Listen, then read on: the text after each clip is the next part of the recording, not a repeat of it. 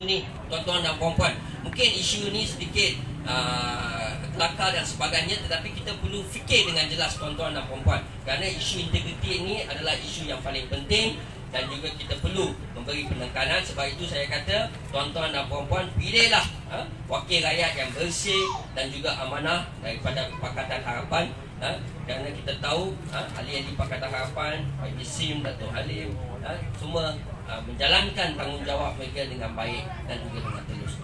Dan sekali lagi saya ingin mengucapkan ribuan terima kasih kepada semua yang hadir. Salam reformasi dan demokrasi. Terima kasih kepada Wadi Pemarisan, sedikit panjang tapi berisi. Lama tak bincang lagi. Okey, seterusnya saya tak membuang masa, saya jemput tetamu khas yang kita bawa daripada Kuala Lumpur, iaitu Puan Siti Aisyah, untuk memberi sedikit ucapan. Dipersilakan. Bismillahirrahmanirrahim. Assalamualaikum warahmatullahi wabarakatuh. Bismillahirrahmanirrahim. Alhamdulillahirabbil alamin wassalatu wassalamu ala asyrafil anbiya'i wal mursalin wa ala alihi washabbihi ajma'in. Subhanaka la ilma lana illa ma 'allamtana innaka antal alimul hakim wa la haula wa la quwwata illa billahil aliyyil azim. Yang saya hormati rakan-rakan pimpinan keseluruhan daripada Pulau Pinang, ayah-ayah, ibu-ibu saya di flat Mahsuri ni. Mahsuri ni pakcik dia terkenal dengan perempuan yang mati mempertahankan maruah keluarga. Jadi orang Mahsuri flat ini kena berani mempertahankan maruah kerajaan negeri dan kekalkan dalam pilihan raya ke-15 insya-Allah. Saya bukannya daripada Kuala Lumpur, saya balik Penang juga uncle. Saya bapak mertua saya orang Ceruk Tok Kun. Saya dengan rumah Anwar Ibrahim tu selang berapa rumah aja. Bapak mertua saya merupakan akan kelas Datuk Seri Anwar Ibrahim di high school Bukit Mertajam. Jadi bukan kata asing lah di Pulau Pinang ni, bapak saya pun orang Pulau Pinang. Jadi alhamdulillah petang ini kita dapat bersama. Dah dengar banyak cerita. Yang seronoknya uncle, anti, bila nak masuk saja pilihan raya kena jaga-jaga. Tanda nak dekat pilihan raya, Santa Claus banyak berjalan dalam negara. Tanda nak dekat pilihan raya, orang yang janggut ni tahu janggut jingle bell tu. Dia akan pusing satu negara untuk beli rakyat. Hari ini Ismail Sabri dalam pertemuan dengan warga Kemas, dia sebut, saya nak umumkan 4 perkara penting kepada rakyat. Saya akan janjikan kenaikan grade kepada Kemas. Saya akan janjikan allowance naik.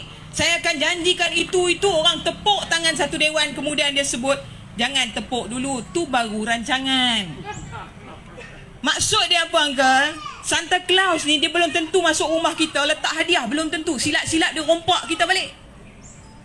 Sebab itu bila adanya kerajaan hari ini, saya nak sebut, kalau kerajaan ini betul-betul telus, kerajaan ini betul-betul adil, dia kena buat sesuatu yang dekat dengan rakyat dan masyarakat.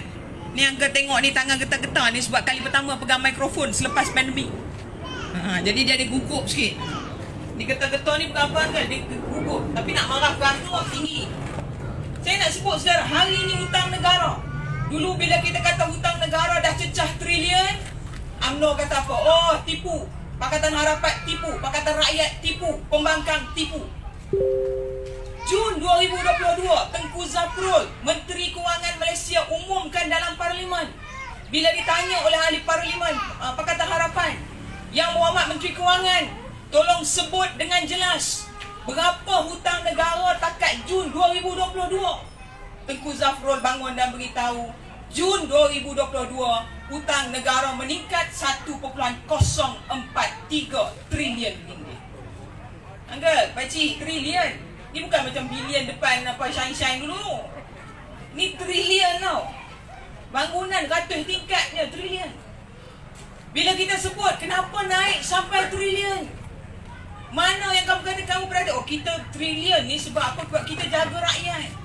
Anti, saya tak marah kalau hutang negara naik, kalau allowance Perdana Menteri turun. Saya tak marah kalau hutang negara naik, allowance menteri turun. Dan saya tak marah kalau naik itu, kalau kebajikan rakyat itu diutamakan. Tapi yang rakyat dapat apa semalam? Datuk Zahid Hamidi menangis dalam pertemuan bersama dengan keluarga besar Najib Tun Razak. Itu macam tak tengok semalam tu. Air itu turun, dihirup naik atas balik. Sudahlah sedih kawan saya duk penjara. Tak apa, sabar sel. Esok Najib sel 1, hang sel 2. Boleh makan sama, boleh sembang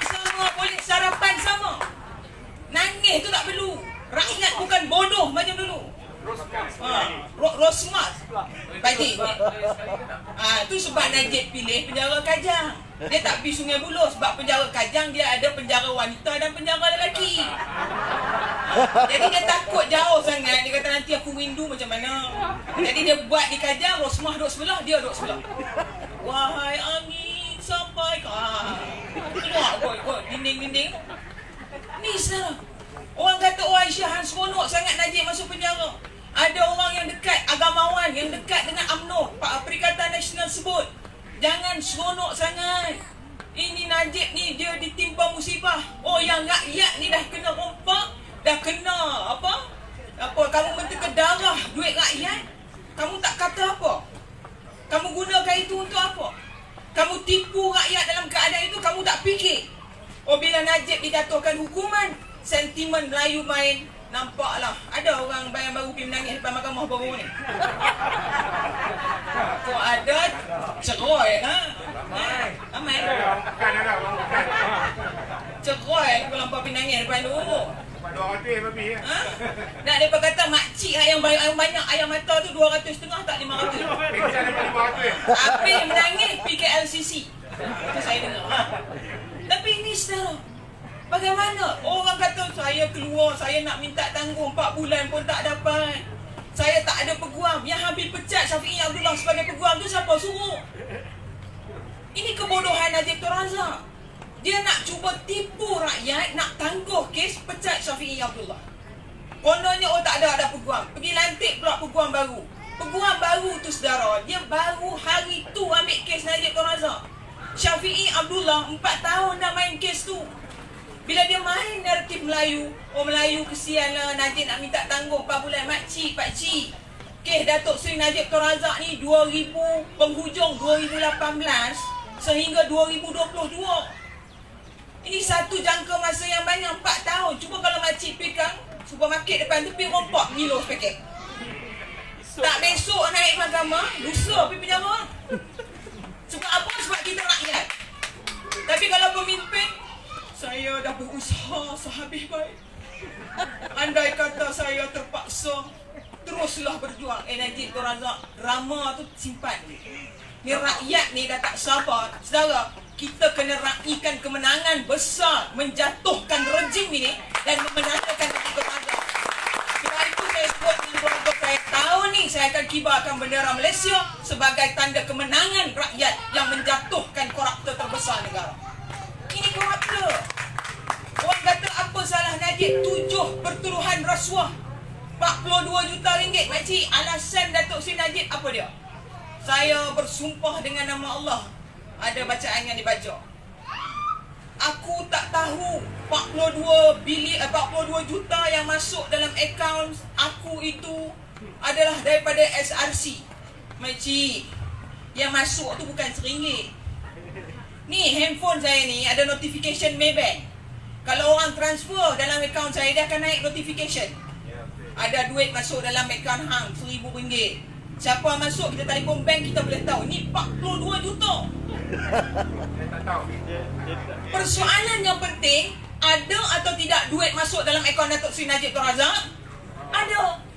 Najib tak nafikan dalam sumpah laknat kali kelima yang dia buat. 5 Haji. Ini bukan kali pertama, kali kelima. Najib tidak nafikan duit masuk dalam akaun dia. Yang dia nafikan, dia tak tahu duit tu mai kok mana. Pakcik, satu kes di Kuala Lumpur, sepasang suami isteri dipenjarakan 14 tahun, 200,000 denda kerana menjoli duit yang masuk dalam akaun dia tanpa dia tahu siapa bagi. Nilainya 200,000 itu. Ini 42 juta. Kita kalau bangun tidur bagi tengok 42 juta tu dah ngelabah dah. Siapa pula masuk, siapa telefon bank nak tanya orang ni, dia tak ada. 42 juta dia tak takut, cincin Rosmah sebiji. 42 juta dia tak tanya, jam tangan Tok Rosmah seutas. 42 juta dia tak tanya, UMNO dapat sikit. Ini realiti saudara. Dan kesan hari ni nanti, jangan seronok sangat. Najib Tun Razak ke penjara Kajang 38.03 bilion ringgit jumlah hutang 1MDB yang masih terpaksa kita tanggung sampai ia selesai. Orang tanya Aisyah dulu Pakatan Harapan naik kamu kutip duit pada rakyat tu mana pergi?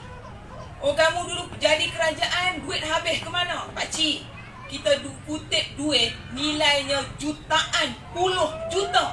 Dan akhirnya wang itu terpaksa kita tutup mata tak beri pada rakyat sebab kita kena bayar dulu jumlah kos hutang yang dibuat oleh Datuk Najib Tun Razak. Bila orang persoal kita, Aisyah, ni PH naik 22 bulan, apa PH buat? Saudara, saya nak jawab persoalan itu hari ni. Khususnya orang Melayu kena balik sembang dengan keluarga balik.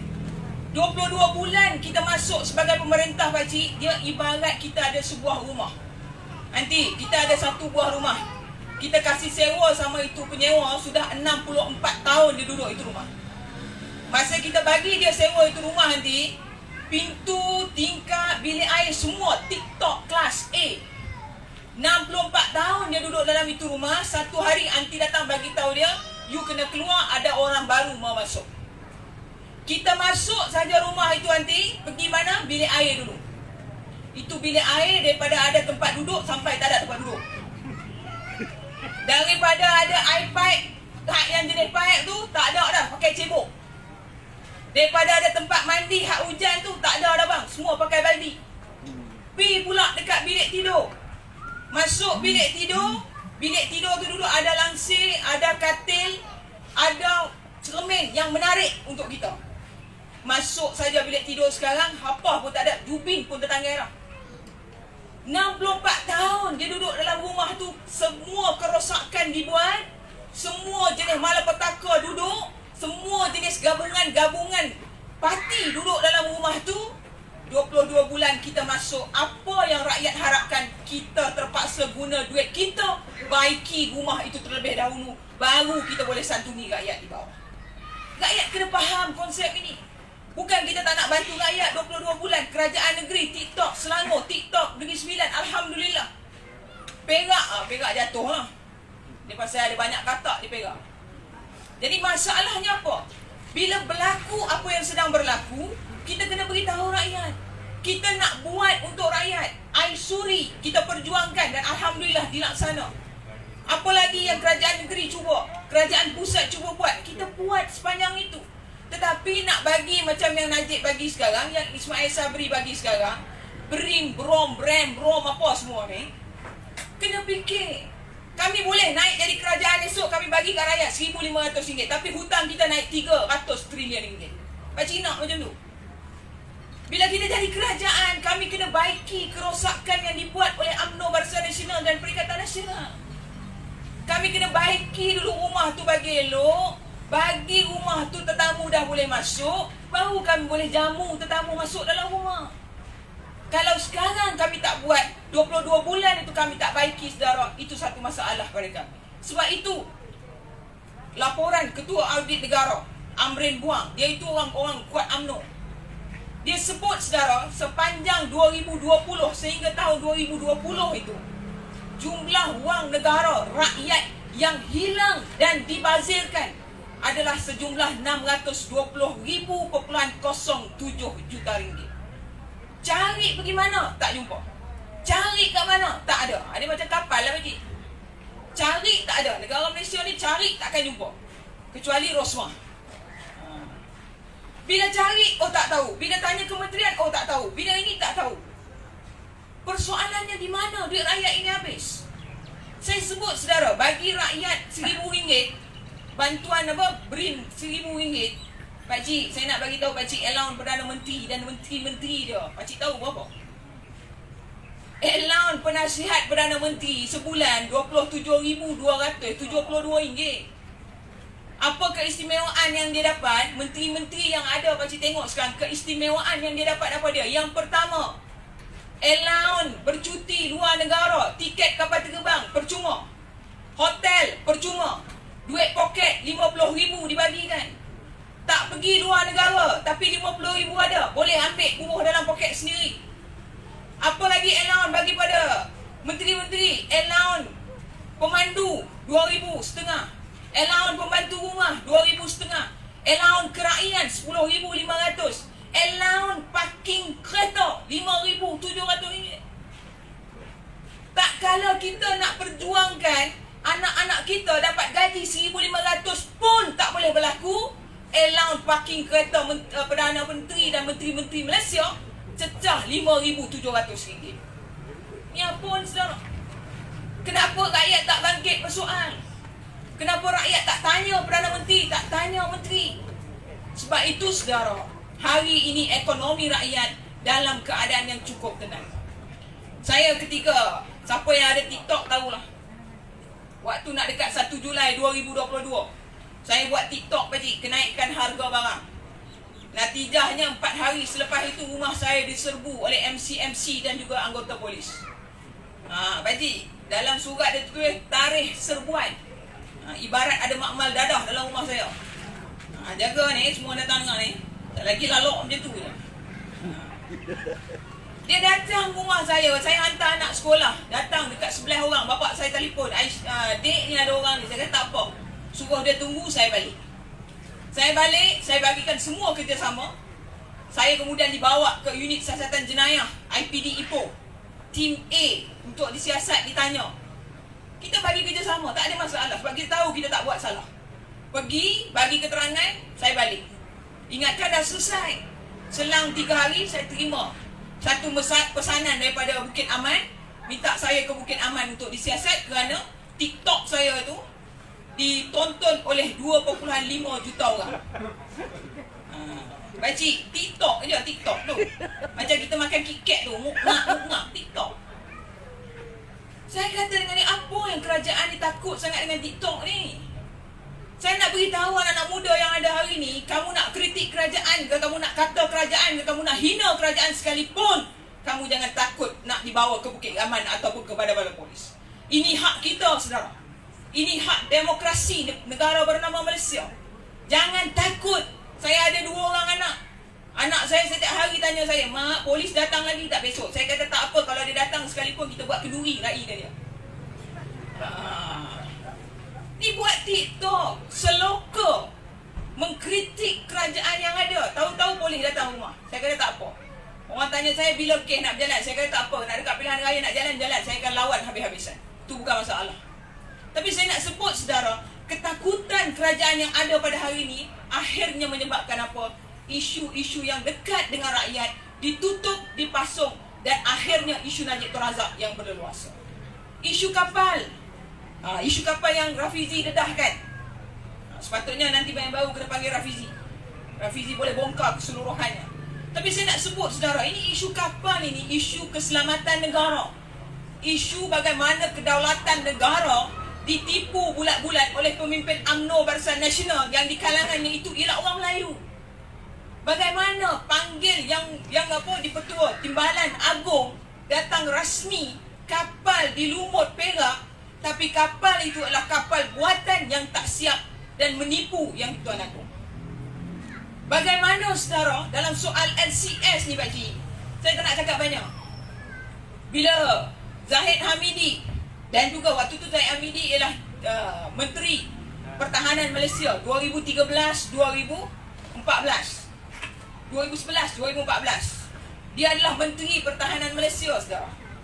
Bila dia dibagi kertas untuk soal LCS ini, apa dia kata? Saya setuju.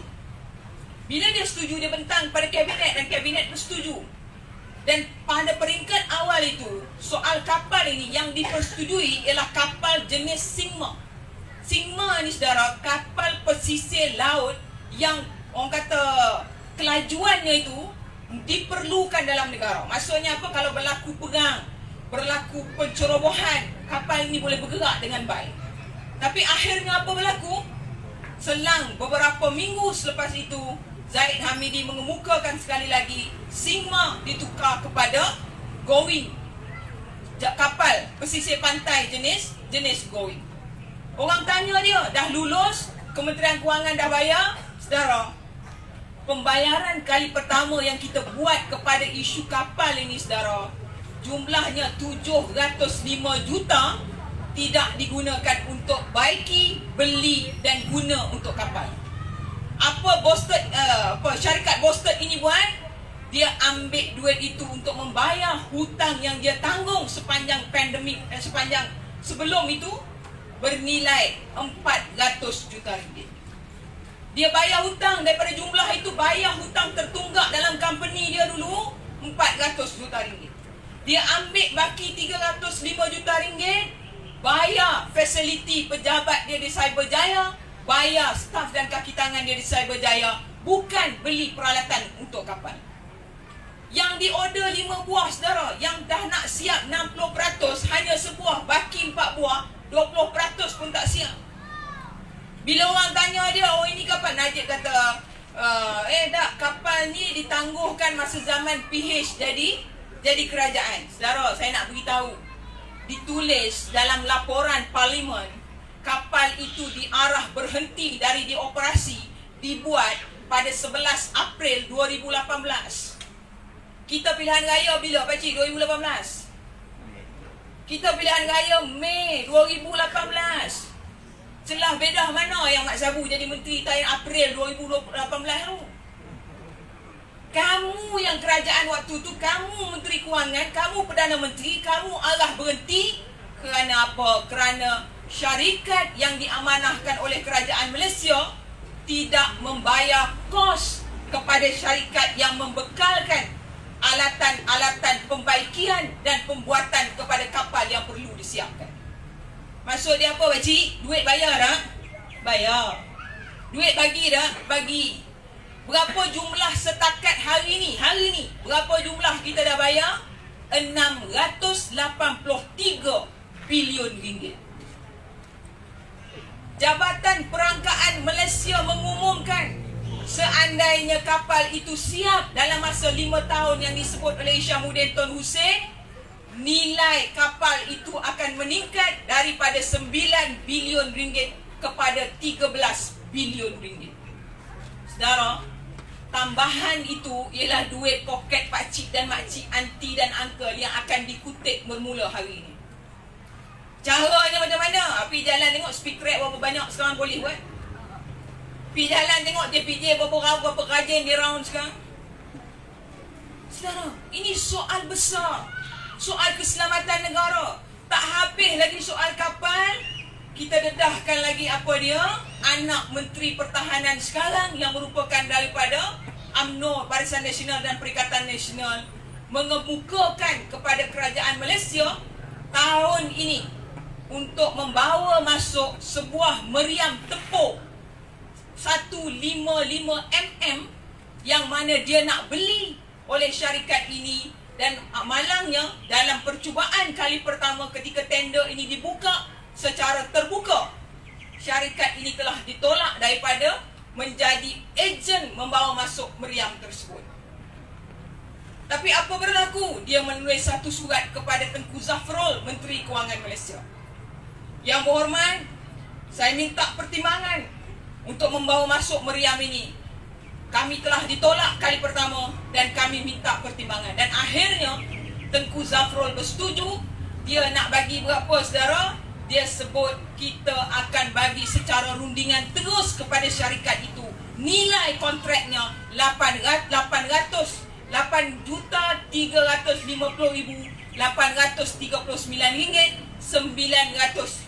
Apa nak sebut ni? 832,000 juta 346 ringgit 900 sen. 900 sen, 90 sen. Ni saudara. Soalnya bagaimana saudara? Bagaimana hari ini wang rakyat itu dijadikan tabung oleh pemimpin UMNO? Wang rakyat itu dijadikan, orang kata, poket kepada pemimpin UMNO. Ambil aja mesti keluar, ambil saja mesti keluar. Tapi bila rakyat tak boleh. Bila nak bagi pada rakyat tak boleh. Sebab itu saudara, hari ini rakyat kena bantu kita dengan cara yang baik. Saya di Selangor minggu lepas mendengar taklimat daripada kerajaan negeri Selangor, termasuk daripada Yang Hormat Menteri Besar, menyebut bagaimana kejayaan-kejayaan yang berlaku di Selangor yang akan kita terjemahkan dengan baik kepada Pulau Pinang dan sebagainya. Ini saudara, buktinya kita mampu buat untuk rakyat keseluruhannya. Kita jangan lupa saudara, kita telah berjaya buat sesuatu yang baik. Dan yang penting ialah kita tidak memberikan negara ini kepada perompak dan penyamun untuk terus menjadi penyamun. Rakyat kena tahu dan rakyat kena sedar.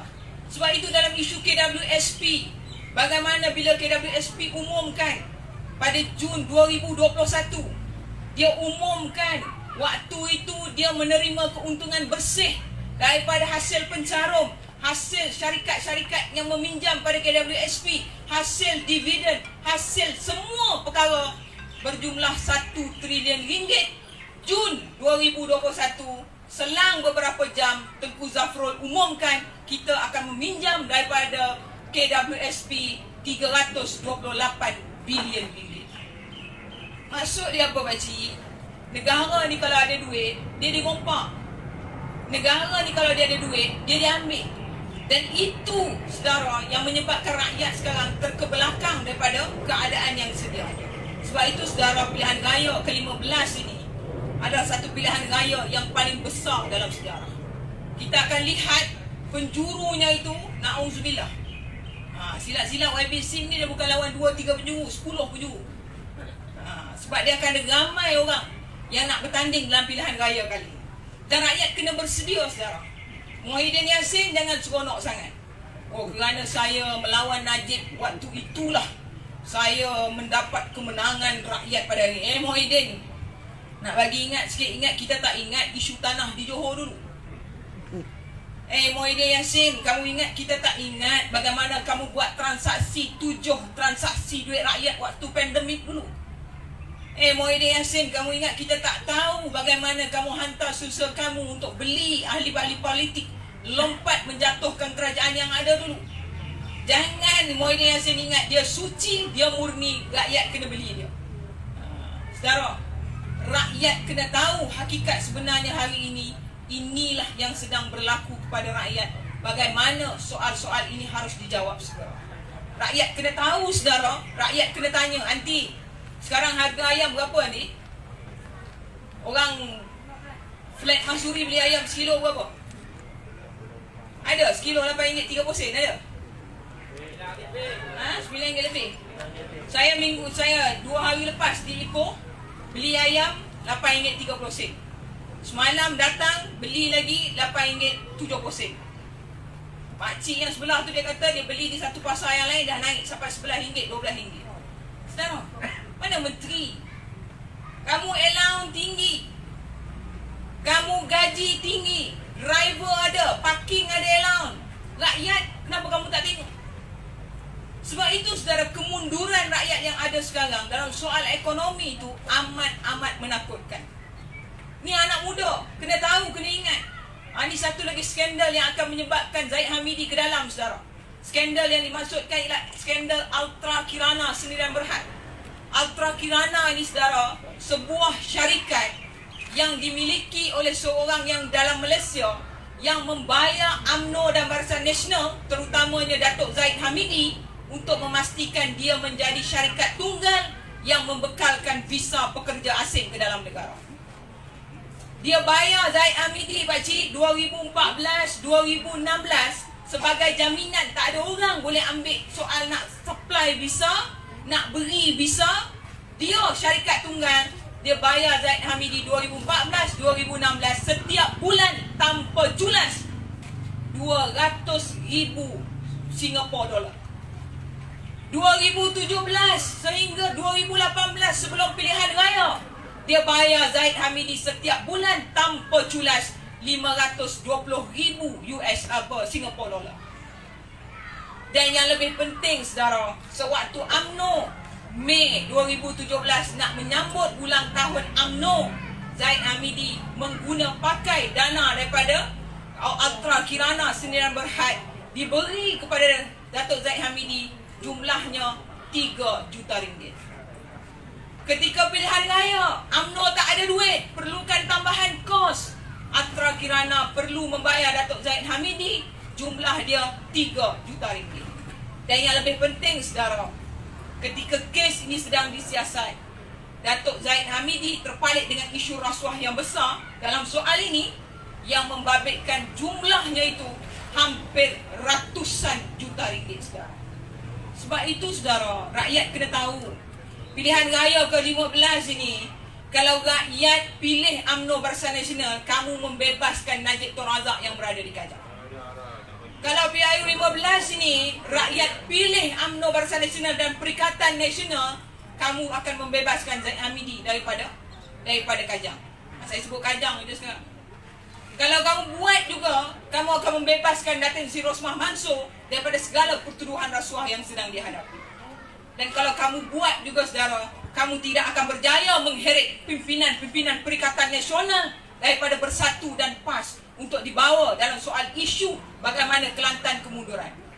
Bagaimana, jangan ingat dalam PAS tak ada rasuah. Ada rasuah, tunggu jatuh, kita bongkar semua. Jaga, saudara. Kelantan sekarang PAS dalam keadaan yang tidak stabil.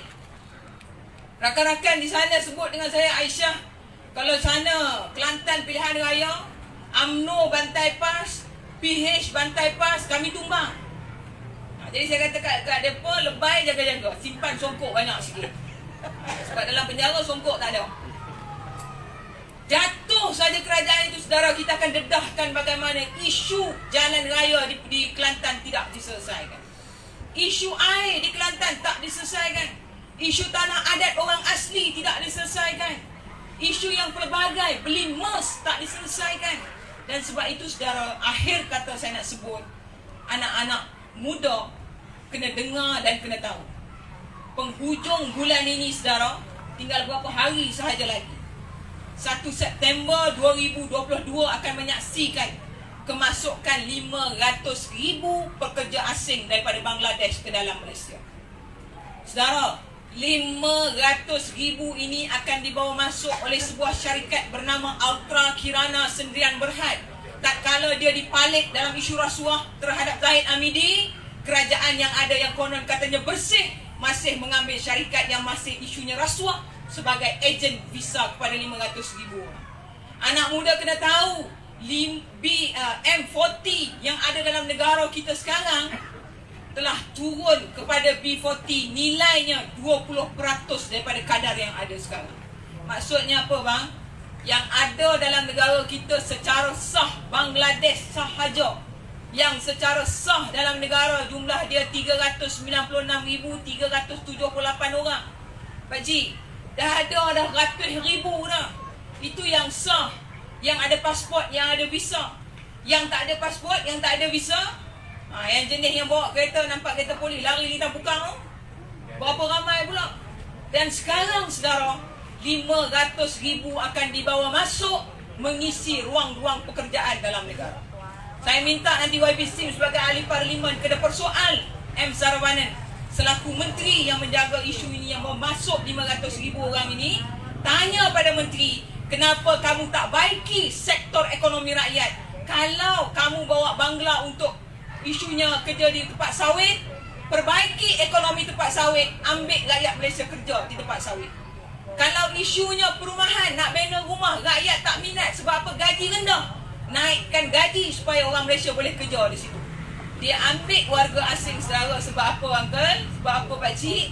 Sebab warga asing dia tak ada sok-sok. Warga asing dia tak ada KWSP. Warga asing dia tidak ada caruman yang perlu dibuat oleh company kepada individu. Tapi kalau ambil rakyat Malaysia, dia ada sok-sok, dia ada KWSP, dia ada insurans, dia ada pelbagai perkara yang termaktub di bawah akta kerja untuk dia buat. Tapi dia guna jalan pintas. Akhirnya dia sebut, oh rakyat tak boleh dah. Yang boleh ialah kita kena ambil warga asing. Akhirnya, akhir kali yang ke-8. Akhirnya, saudara, rakyat kena beri keputusan yang baik kepada Pakatan Harapan. Semalam kami berhimpun sekali lagi di Kuala Lumpur.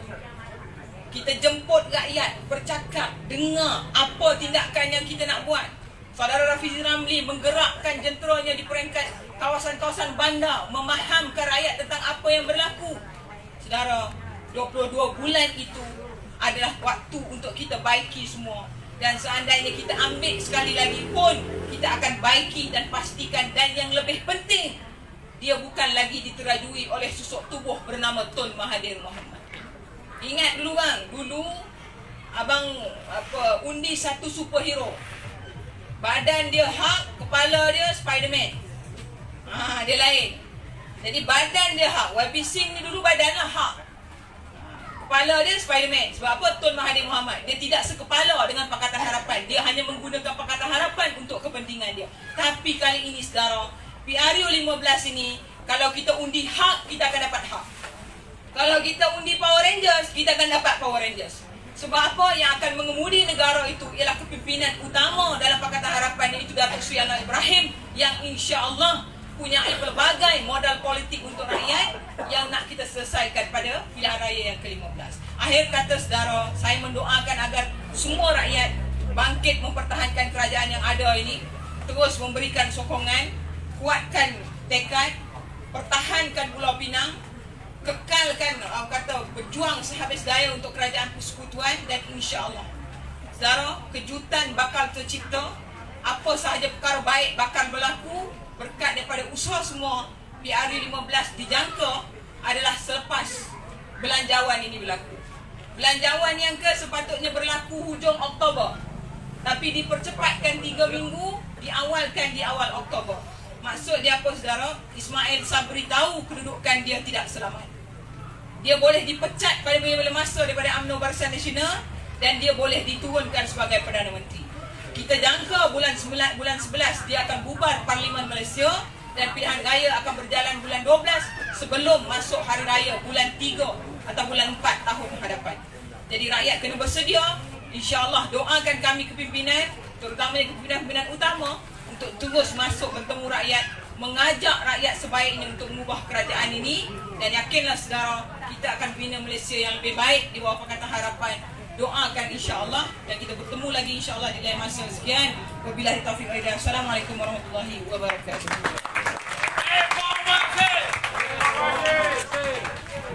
Terima kasih kepada Puan Siti Aisyah, dan begitu juga berakhirlah program Haiti bersama rakyat di Masyuri pada petang ini. Dan seperti yang saya katakan di awal ceramah tadi, kita sampaikanlah mesej-mesej daripada pimpinan-pimpinan yang hadir pada hari ini kepada kawan-kawan dan juga sanak saudara yang tuan-tuan dan puan-puan kenali. Dan kita berharap Pakatan Harapan akan terus menang dalam pilihan raya yang akan datang. Cuma saya juga nak sampaikan bahawa Dr. Mazli Malik dia tak dapat hadir pada petang ini kerana atas faktor kesihatan. Okey, dan sebelum tuan-tuan dan puan-puan balik, bolehlah ambil makanan dan juga minuman yang telah disediakan oleh penganjur. Dan saya sekali lagi ucapkan terima kasih kepada semua pimpinan yang hadir pada petang ini. Satu tepukan kepada mereka. Terima kasih semua.